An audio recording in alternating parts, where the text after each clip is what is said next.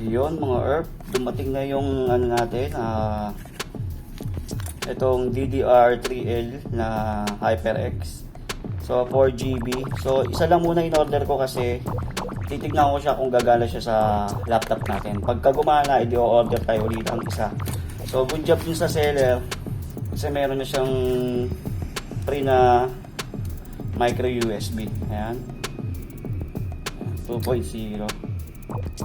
So shoutout, tsaka ito may free. So check natin kung ano bang ano na ito. Para bubuksan ito. So nakasealed naman siya. Ayan. Check ko lang mga ERP.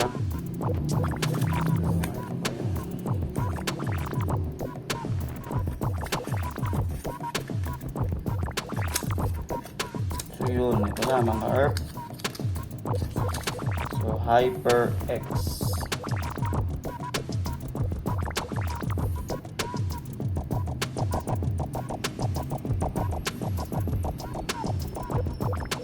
HyperX. Yan.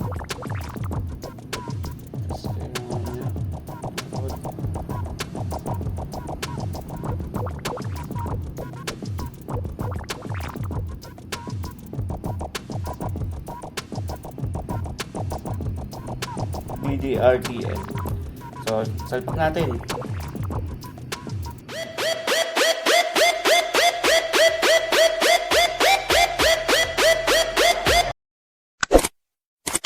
Ayan mga ERP, ito na yung ating HP na ProBook. So, bali, may dalawang ano yan, lagayan ng memory. Isa dito, tapos isa dun sa keyboard. So, ito papakita ko sa inyo kung ano ba yung tsura ng ano niya.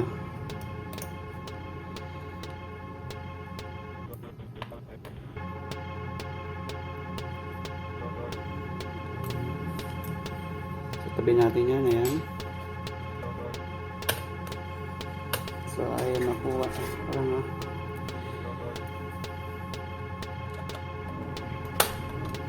so, ayan mga ERP yung ano niya, isang memory niya. Ayan, Kingston, ayan.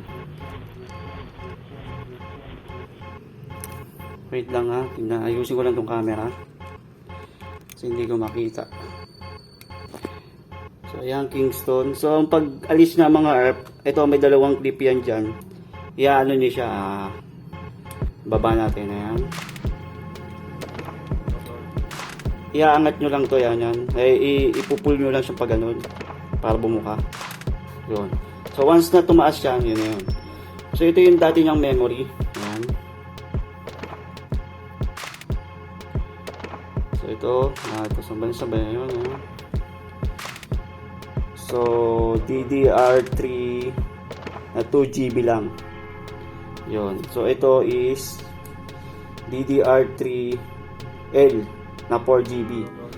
So isasalpa ko muna siya ng isa lang yung isa. Tapos pagka so ito Kingston to. Ayan. So meron pang isa, ayan. Kunin natin yung isa.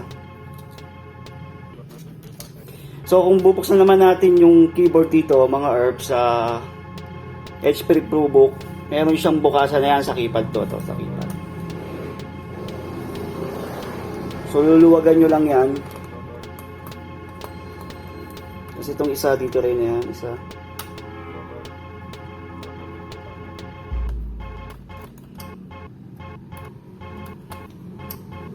Tapos meron pang isa, ito.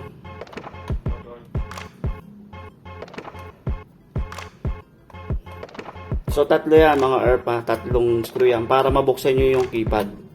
Kasi meron pang isang memory yun doon. So check natin. Pangat lang natin ng konti.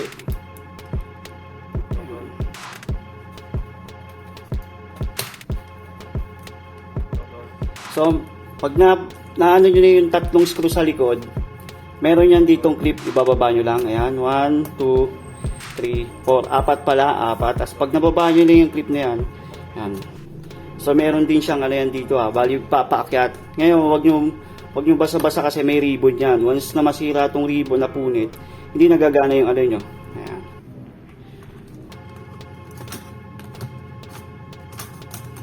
So ito yung isang memory. Ayan, nakikita nyo ba mga ERP? So ito, ganun din. Gagawin natin para umangat. Yan. So ito is Samsung naman, Samsung.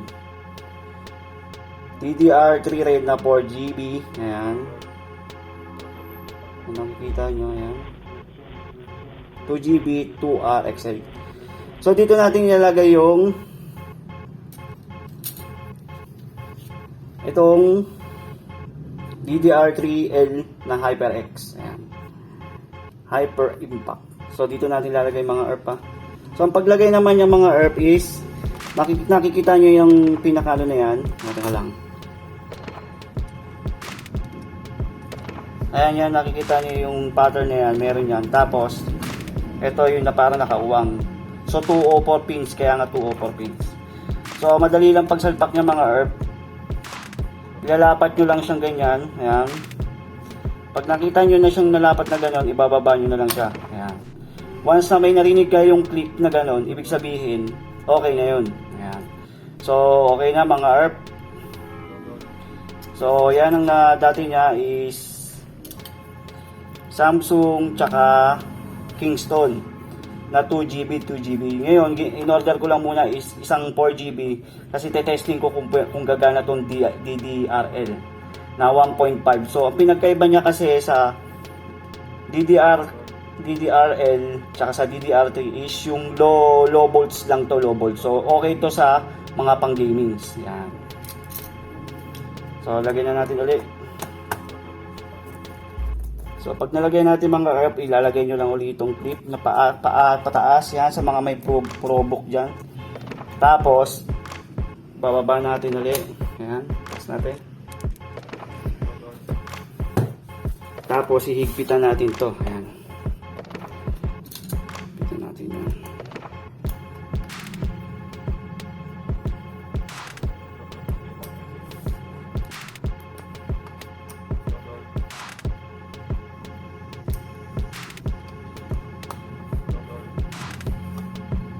Ngayon, i-open ko muna siya na isa lang yung memory niya. Check natin kung gagana. Ngayon, testing ko rin, ilagay yung isang GB niya para maging 6GB. Mag-open. Testing natin mga ERP.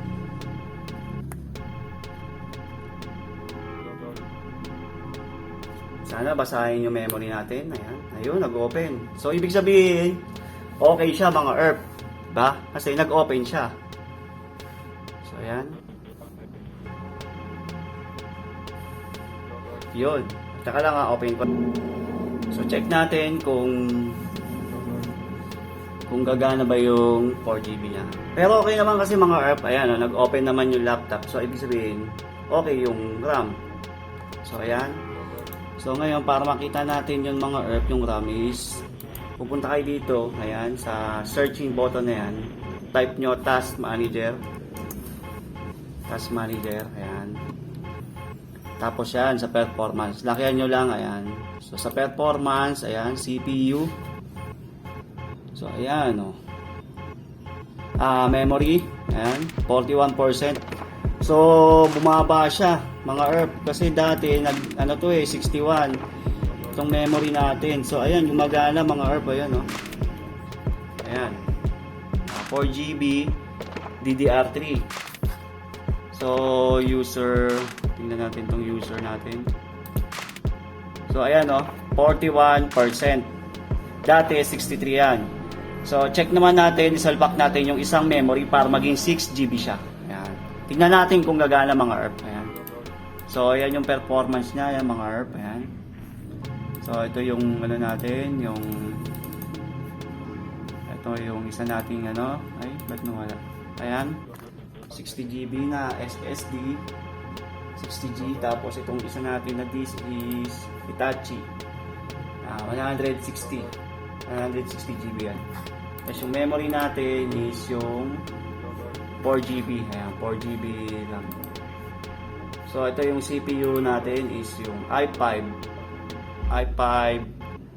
CPU M540. So i-upgrade ko yan ng i7 720QM sa susunod na buwan or next para unahin muna natin itong memory tsaka itong mga kasi magdadagdag pa ako ng SSD na 120 para tapos gawin. So ngayon, muna natin to. So at least gumagana yung natin. Ayan, 4GB DDR5. So sasapakin itong 2GB na Kingston kasi yung HyperX Kingston din yun. So ito 2GB. Sana itong Samsung kaso mas trip ko tong Kingston. Ayan, check natin kung gagana yan. Kung gagana silang dalawa. Ayan. Search na natin. So lock na natin. Sana gumana para maging 6GB habang hinihintay pa yung isa. Kasi dati 4GB lang ito eh. Pag hindi gumana, hindi tanggalin natin. Lock mo muna. Sabihin natin na yan mga herb. Ayan, hopefully sana gumana para okay naman.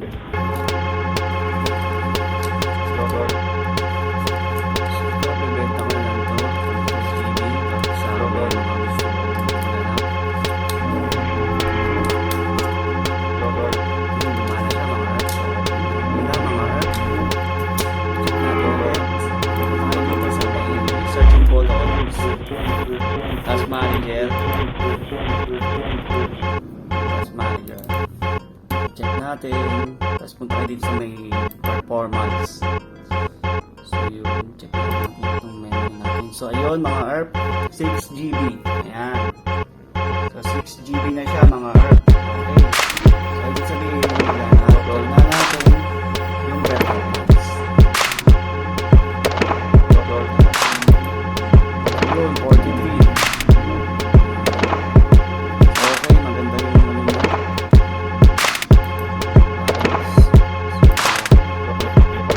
Ayan o, 6GB. So, okay maganda.